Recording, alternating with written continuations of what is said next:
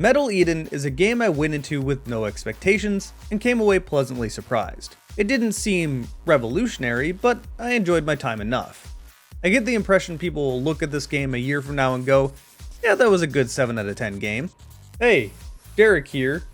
I'm a dragon on the internet, and I am not Polish. I got a key to this game chucked at me from the devs who wrote the email entirely in Polish, and this happens a lot more than you would expect. I am not offended by this, obviously, but I did find this kind of funny. They replied with, oh my god, I'm so sorry, but no, everything is fine. Why does this happen so much? Well, because my name is Jarek. Yes, Jarek, not Yarek. That's not how names work. That's not how any of this works. Anyway, what is Metal Eden? Well, Metal Eden fits in that subgenre of first-person shooters similar to, say, Doom 2016. And a bit of resource management with Doom Eternal, but not going quite as hard as Doom Eternal did. If you like linear, fast-paced, action-oriented first-person shooters, then Metal Eden's probably going to be right up your alley. And man, let me tell you, this game looks gorgeous. That was my first takeaway right away. The grand sense of scale of these environments is hard to explain. Everything is huge. It looks like it was made for a purpose, and the places that had fallen apart made me wonder what happened and how did it end up like this. The places that weren't in disrepair had great reflections on everything, lighting was fantastic in this game, volumetric lighting especially. Entire levels were set up to have hues of red shining through the fog or hues of blue. This is just a pretty game. As of right now, this is top of my list for best graphics of the year so far. On the performance side, it's a bit hit or miss. It mostly functioned fine. When I launched the game, it detected all the settings that should have been set.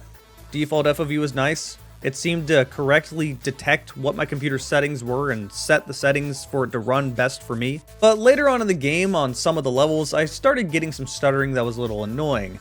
It seemed to be a specific problem with that level, and it went away on the next level. This game also just reminded me that perhaps it's time to upgrade my PC. I'm still running on a 3080 and it's definitely starting to show its age. It can get along, but games like this are pushing it to the point where, yeah, it's no longer top of the line anymore. That said, you can lower the graphic settings and get a good frame rate and not really have any issue. It does work with DLSS and AMD's equivalent. On the tech side, I can't really complain, especially for how good this looks. I know people immediately panic when they hear Unreal Engine 5, but I'm not really having those issues with this game. I can't speak from the console side, that's usually where the complaints come from, but on PC it's fine. As for the story, I have no idea what happened. Just no idea, no clue. I'll start with what I do know. Humanity has found a way to effectively live forever. A way to get their brains implanted into robot bodies. This is also really coincidental timing because I've been watching Alien Earth and this is like half the plot of Alien Earth on episode 1. That's not a spoiler. I know this isn't exactly a brand new idea. Neither of these came up with it and it's definitely just a coincidence, but I found that amusing. Anyway, now that humanity has totally stripped Earth of all of its resources and overgrown what this planet has to offer, some of humanity has found a new home with this floating structure above an unnamed planet. And yeah, everyone has been digitized with their brain in these chips. You guessed it just by looking at this game, we're in the dystopian future of today, probably. Hey, don't look at me like that. Companies would absolutely take advantage of this if this was something we could do right now. And by take advantage of this, I mean take advantage of you. Aside from the occasional cutscene, vast majority of the story is told to you through people talking in your ear between combat sequences. This is fine for the most part. The voice acting is pretty damn good, and there is a world playing out behind you, but there really is a lot of talking. I feel like the talking exists to fill in the dead space in between combat encounters, and the way they deal with pacing is to have parkour happening between combat encounters, filled with talking. It works, but it's not exactly the most entertaining way to tell a story, nor is it the best way. I came away from this game profoundly confused on what the hell even happened at the end, without telling you any spoilers at all. Like, really, I cannot explain the story to you if I tried, but the good news is, it doesn't need to make sense as long as the gameplay is good. So how's the gameplay? It's aight. Metal Eden goes along the blueprint of walk into an area, get locked into an area, kill all enemies, go to next area.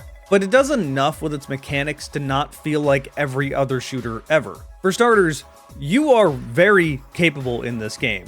You have a lot of movement and these arenas are very vertical. You can wall run, you can double jump, you have a jetpack, you can grappling hook onto certain things, and you're not limited in the air to just one double jump. No, it's fuel based, so you can double jump as much as you want until you're out of fuel. Then you land and it recharges, or you wall run and it recharges. You can keep moving as much as you want. Thankfully, the movement feels really intuitive. I don't really have any issues.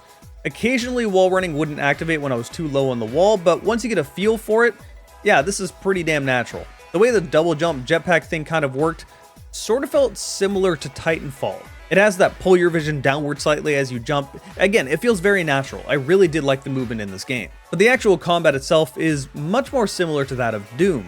You see, once you do enough damage to an enemy, you can pull the core out of their body. This is effectively their brain. This is where their human mind is being stored. You are killing them by pulling out their brain. Alternatively, you can just keep shooting them till they die. You don't necessarily have to do this. Eventually, enemies will come along that have shields, and you will have to get rid of their shields before you can destroy their core. There are lots of upgrades in this game that play on this core mechanic. For example, you can't just pull a core out of everything willy-nilly. It is on a cooldown. Once you pull a core out, you have to wait 30 seconds before you can do it again. This is a really long time and really disrupts combat flow. So there's an upgrade to literally half the time it takes. Cooldown's only 15 seconds. Once you're holding the core, you can do one of two things. Either consume the core yourself to get some health back and overcharge yourself, speeding yourself up and giving you one strong punch. This punch will harm shields, helping to break them down, or you can launch that core at another enemy to do damage. One of the upgrades you can get will make it so that this core will pop out ammo when you throw it. Another upgrade will make it fly incredibly straight. Another upgrade will make it explode. Another upgrade will stagger enemies. Another upgrade will do damage to shields, so on and so forth. You get the point. There's lots of upgrades that play with every mechanic. There's also another mechanic where meleeing enemies will stagger them, including the shielded enemies, and this is very useful when you get up close to enemies. The shielded enemies also play with your weapon roster. There are 7 weapons in total that fill the typical FPS niches you would expect. And most of them look sick. Like, I actually really love these designs. On top of that, there are weapon upgrades, and when you upgrade the weapon, it either entirely changes how the gun looks or adds something to it. I love it when games do this. It's an attention to detail that is totally unnecessary. Like, say, in BioShock when you upgraded the Thompson and it got all that glowy stuff on it. I love that. It's just so cool. In Metal Eden's case, for example, when you upgrade the shotgun, it just turns into an entirely different shotgun. And that shotgun will be entirely different depending on the upgrade that you get.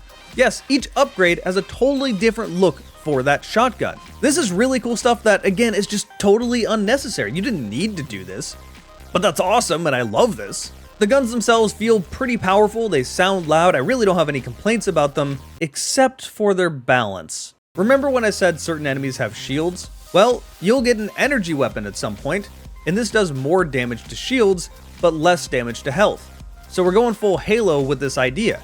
And I actually love this. It made me juggle some of my weapons so I wouldn't just use one gun. That is until I got a very strong energy weapon that was so good it entirely replaced the first one, which I can't feel was intended, and was so good that it just replaced all of my guns. Yeah, this weapon is not balanced in. It is incredibly overtuned. And with the upgrades that turn the core throwing mechanic into lots of ammo, you'll never run out of ammo for this thing, so the last ending levels, I just abused pretty much only this gun. It's a pretty easy way to make a game really dull to just use the strongest gun in the game, but like, you're gonna do it if that's what's on your hands. This thing definitely needs a nerf, and to be honest, I don't even think it needed to exist, because you already had an energy weapon that did the same thing.